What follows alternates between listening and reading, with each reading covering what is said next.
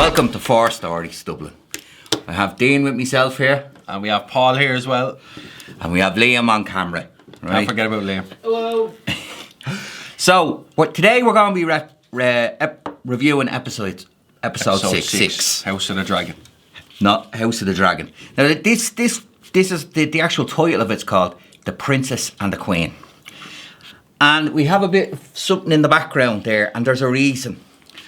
Because this is directed by Miguel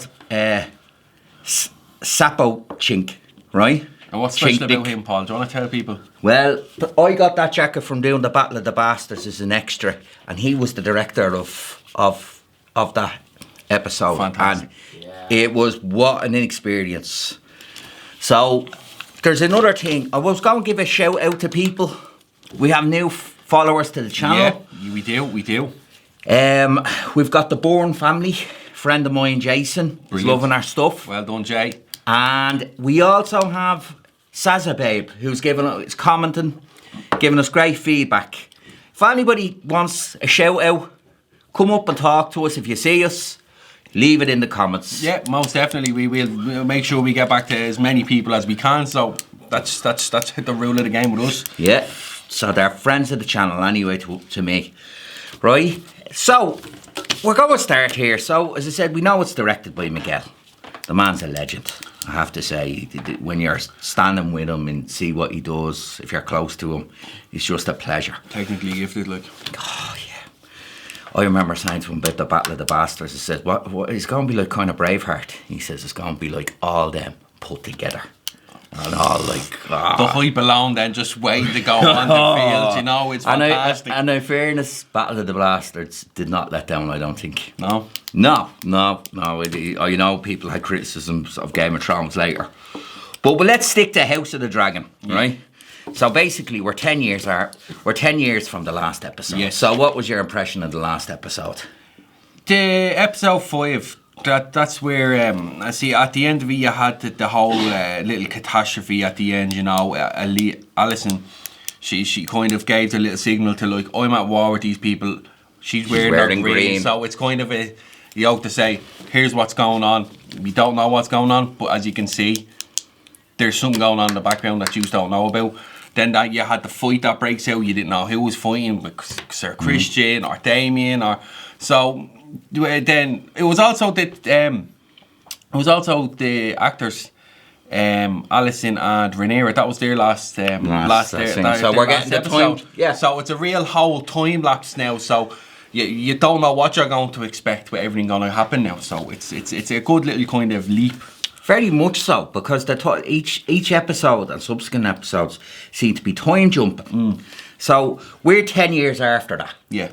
Right. So we know Laena, who was a gay man, married Rhaenyra. It was a political marriage. Yeah, for image. But it's not a real working marriage. Yeah. Right? So we're 10 years after this, right? So kind of we're starting in King's Landing, right? Yeah. So what you have is Rhaenyra's given birth to her third child. That is correct. But the child doesn't look like Laena. No. Not in any respect. So Queen Alicent, we've seen through the Game of Thrones or the House of the Dragon, her start off as a very good person. Yeah. And get twisted and turned by the politics of King's Landing. Everything going on. And everything in the families. So she basically, Rhaenyra has her third baby, right? But it's not a celebration. She is literally just out of childbirth. Yes. And she is sent in to Alicent. Alicent doesn't come visit her, she has to come to her. Yeah. She can barely stand. Yeah. Laena helps her up, brings Slowly her over. Brings her in, yeah. And of course, what does she do? She looks at the baby and says to Laena, like, it looks very like you, being real sly about it. Right? So, they call him Joffrey. We'll see them names repeat. Joffrey or Jeffrey? Joffrey. I thought it was Jeffrey. Joffrey. The names will repeat. Right? Now, Alicent has had enough of this. She feels Rhaenyra is not living the correct life. Yes. She's very much a moralist. Mm-hmm. And she's kind of saying, she says to Viserys, they're not Laena's children. we all know whose children they are. Yeah. Mr. Strong. Yes. You know, that way. But we see Viserys just doesn't want to hear it. Yeah. She actually calls them bastards. She does. Two Viserys that's faces. a reference that's used quite a lot. Yes, and so we see this kind of like play out. So Viserys has been denying this for years, and even now he's denying it when it's right in front. Yes. I'm so surprised he didn't have a banquet to cover it up, because he loves a good banquet, right? So it's a rough old scene. It shows women and childbirth in the Middle Ages didn't really get looked after, did they? It didn't really. A real vicious, like, you know, because you see nowadays you have everything you're looked after. There and then it was like you didn't have much help. Like, you were pushing that out, and you didn't have all the little telescopes and stuff like you do now. Baby monitors. It was pure like just a knife or a scare, and you are being broken open, and you are having that baby. Like, it was vulgar, like. Especially because these people are going to be heirs. Yes. But we're starting to see like that right now, Rhaenyra and Laena and her 3 children are living in King's Landing. But we're starting to see the divide with Alicent's children, so Viserys' children, as such her thing, right? So Alicent's son, right, basically Aegon, Alicent's oldest son. Now there's loads of Aegons, and if we misname anybody, There is, isn't there? Because it was actually pretty hard to kind of keep up, and they're saying Aegar, and you're kind of like, is it Aegar, and which one? I thought he's Aegar, like, you know, it's comes very confusing. Yeah. So if we make a mistake, apologies. apologies, right? But basically, Aemond, who's the youngest of Alicent, they're pranking him. So he doesn't have a dragon, he doesn't have an egg. He feels very jealous of the powers of the others. Mm-hmm. So they decide to prank him by bringing out a pig. Which basically... I remember that, yeah. which, like, basically was schoolyard bullying. Yes. You know what I mean? Now, it's the thing about this is it draws out people's conflicts really, really well. So when Alicent hears about this, because Alicent, I think, thinks she's a good person trying to do good, but she is getting twisted and turned. I think her being on the throne as well has kind of messed her head a little bit, you know, so that you kind of notice as the episodes go on. Yeah, she's definitely being corrupted. So she basically gets her eldest son Aegon and says, you shouldn't be basically, we're all one family, don't do this, don't be giving shit to your little brother. It's wrong. Did you get me? Viserys doesn't give a fuck. He thinks it's boys will be boys. Exactly, yeah. Yeah? But we're starting to see that these young men are seeing their cousins and their relatives as enemies. Yeah. As enemies and cousins and half-brothers, because the Targaryens do keep it in the family, as we've said before. Yes. Now, we then get a chance to go off somewhere else, and we're off into Pentos, right, which is a kind of foreign place. Now, we've got Prince Daemon. Now, Daemon is known for getting things done. Yes. So he basically he's invited to cities to protect them. So we have his wife, Laena, who... Lady Laena, yeah. Absolutely gorgeous girl, Valorian. Now, they already have 2 daughters there. And... he's been doing deals with them. They're offering them his exchanges to stay in Pentos because he's his dragon. They know he'll go in and fight battles. And she's not happy with it. She's not happy about it. Because she doesn't want that. But he does, because he sees it as, right, I'm here, I don't have any responsibilities here. I'm not forced to do anything here. They're giving us shelter, they're giving us what we want, so why not? But you kind of see the disagreement between the two of them as the episode goes on. Well, as well, I think when I'm watching Daemon, it's a bit like he's like Tyrion, but a vicious form of it. Yeah. He's drinking, he's complaining that the wine is as good as there. Yeah. He can visit the city. He has no interest to visit the city. As you said, she doesn't want her kids brought up there. Yes. And again, childbirth becomes an issue because she's pregnant, she's ready to give birth. Yes. Do you know what I mean? So, basically she's unable to deliver.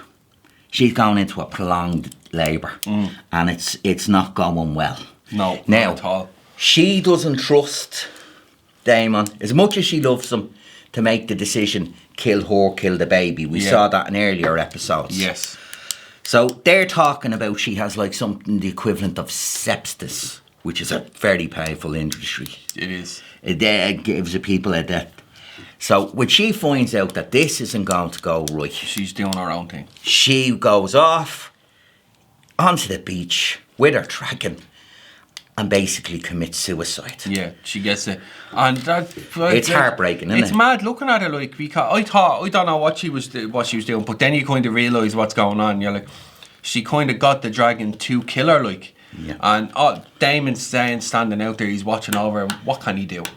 What can he do, you know? That is the interesting thing I find about Daemon, is he's like he's an outsider in all situations. Yes. So he's watching her go out, and it's kind of like he's letting it happen, but is he letting her do her own wishes? Yeah. So when she goes out and she calls Jaehaerys, I'm saying that wrong, Jacaerys. Yes. Jacaerys. I'm working on me Valerian. That's all right, I'm the same, don't worry. I used to call Jacaerys. Rhaenyra Ragnarsha or whatever, you know, so it's okay. There might be a Ragnarsha down the road, in fairness. But she calls it. And we see her say it again and again, and the dragon doesn't want to do it. And there's a beautiful scene that the eye contact between them. Yes. And she's pleading. And what does he do? He just does it anyway. He does it out of compassion. Yeah. So we've kind of now got a situation where she's incinerated. You know, so it's a real down situation. So basically Daemon is left as single father with 2 kids. Yes. A divorce,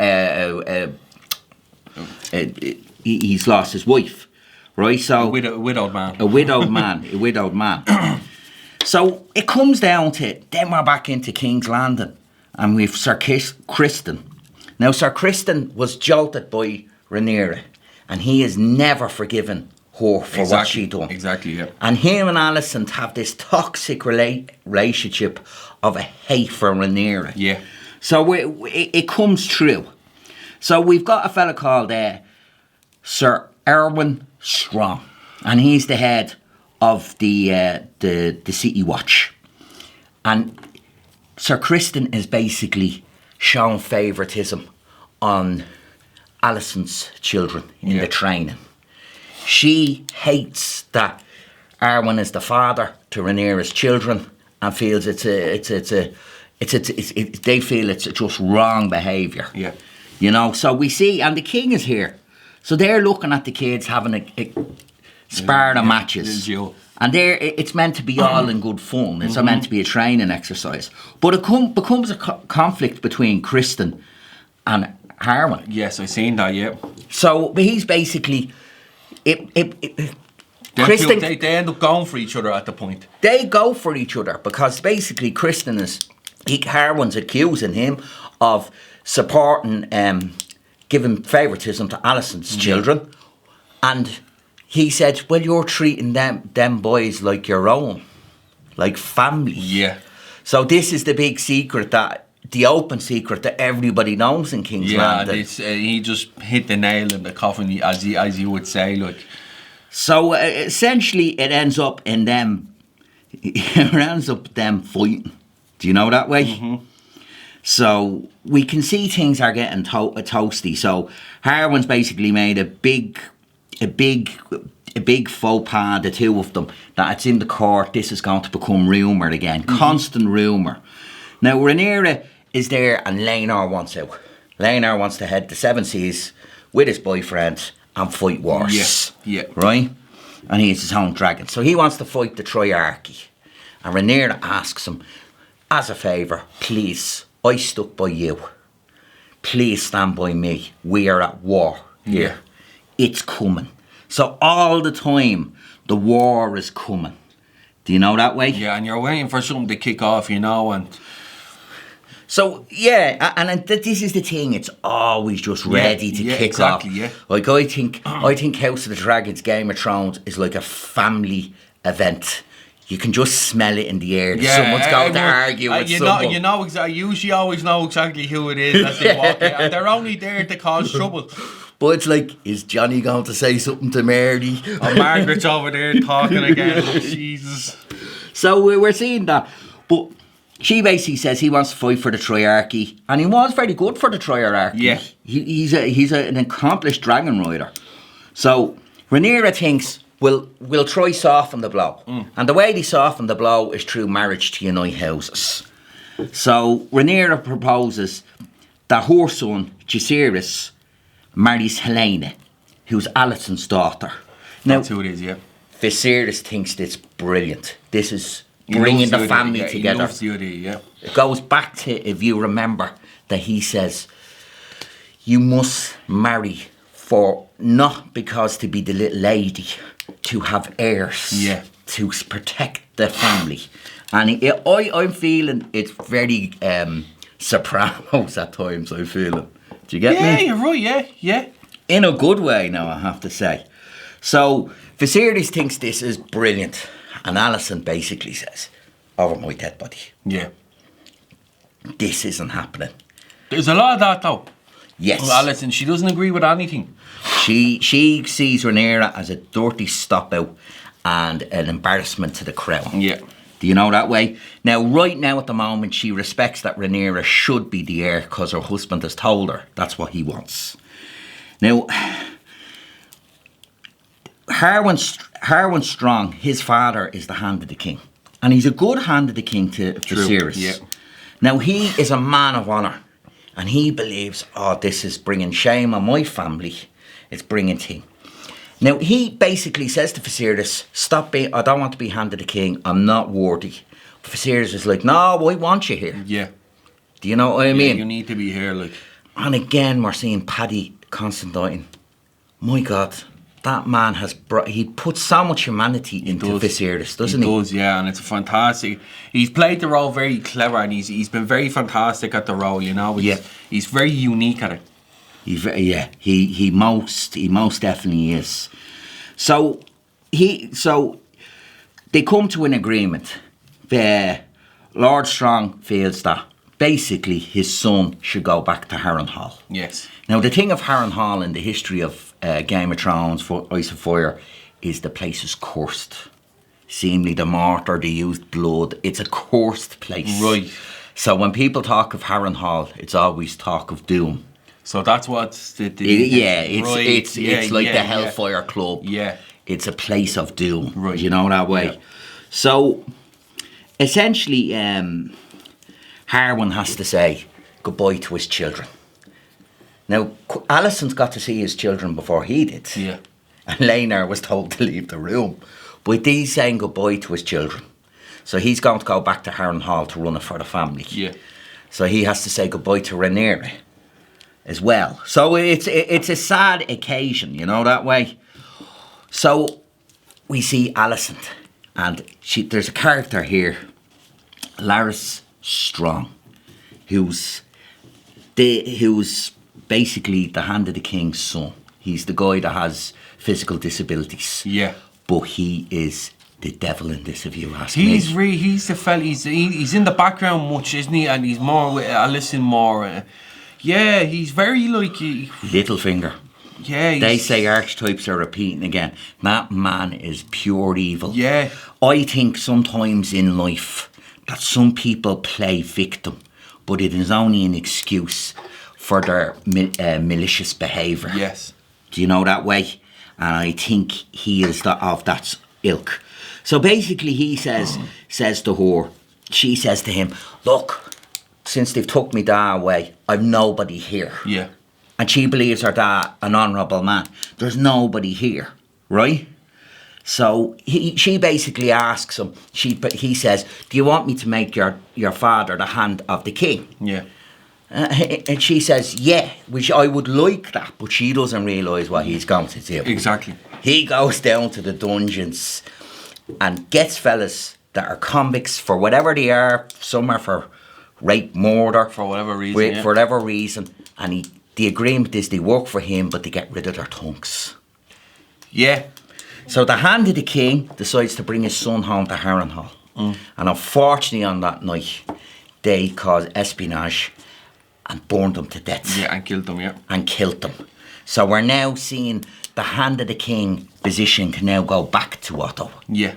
So, I mean, as I said, sometimes it's like The Sopranos. Everybody's families, but they're doing each other over. Oh, it's all man. back and forth kind of stuff. It's good watching it. It's great watching it because it keeps it going and it keeps it interesting, you know. And you just don't know what's going to happen next. Oh, most definitely. And I love that they're going to different locations in the world. Yep. Opens the world up, in my opinion. Now, what was the standouts in this episode for you? With the episode itself, I didn't. It was more storytelling. There wasn't that much action in it. Yeah. Like the only real action was at the end when they went in and they all Burned stormed the in house, and they burned the house and killed them. Yeah. and then the dragon was the CGI action. The fight that Christian had with the strong man. What's his name? Strong. Arwen Strong. Them two had. People have different pronunciations Yeah, but like for it. it wasn't bad. I wouldn't say there's much standout in it. You know what I mean? But Yeah. the story, it's a good storyline, and personally, I think this episode was quiet as because there is something going to kick off. It's a setup So I'm episode. I'm expecting something to kick off in the next episode after you watch this. You know? Big time. And for me, the standout in it, so there's so many little references that build up, that are going to build up. Like, seemingly it's gone to 4 seasons, you were saying to me the other day. Yeah. And there's things that are exposing themselves now. And we will see more of it later. But for me, I have to say, Daemon, when he doesn't have lines, it doesn't mean he doesn't act. He's still a Matt great, Smith still a doesn't- great actor. He doesn't need a line, and he gets across what happened. Now, I thought his wife in it was brilliant. Yeah. And she had a good soul, I think, you know. And it was sad to see her go. So, I really enjoyed this episode. So, for yourself, what were you thinking, like, numbers on this out of 10? I give it an 8 out of 10. I enjoyed watching it. I know there wasn't much action in it. Now I enjoy good action. Anyone does. Yeah. But the storyline was pretty good, and it shown the divide between all the families. Yeah. And it's kind of as we said, it's kind of a build-up episode. So I'm expecting something to kick in the next episode. I am finding it hard not to near give it a 10. Yeah. I know there's issues. A but for a 9.8. I'm thinking a 9. I'm thinking a 9, 9.5. So it's definitely a 9. It's a lot of storytelling. Definitely annoying. A lot of storytelling. Like the actor that plays Viserys, fantastic actor. Yeah. Fantastic actor. And the same with your man that plays Daemon. Like you even said it. Doesn't even have to have a line or like that. Even just the whole point of him just standing there watching his wife die with his unborn child. It's like you feel sorry for him, but at the same time you can see it, and he's been through it all before. He doesn't feel anymore. He doesn't. And I was looking at it, and the great thing between Matt Smith and Paddy Considine in these episodes is to humanise the characters. We forget that Daemon threw his wife off a horse. Yeah, his and ex-wife, killed and hit a rock over her head. Do you know what I mean? But yeah, I'm rooting for the guy. Yeah. But I'm rooting for Viserys as Yeah, well. yeah, So yeah. I think It gives you a split kind of choice with each one, you know, because you're rooting for the bad good guy, but you're rooting for the good guy, you know. And it's, you know what I mean? so. I thought it was a brilliant episode. Yes. I'd like to say thank you to anybody who's been watching the videos. Like, share, and subscribe. Most definitely, please. If you have any ideas or things we could be doing better, don't be afraid to leave a comment. Thanks again to Saza Babe, and the Born family, Jay, you'll know. I'm also born as well, so You might be keep it kin. out. Never know. Okay, we'll leave it at that. Good Thanks luck, again, guys. folks. Bye.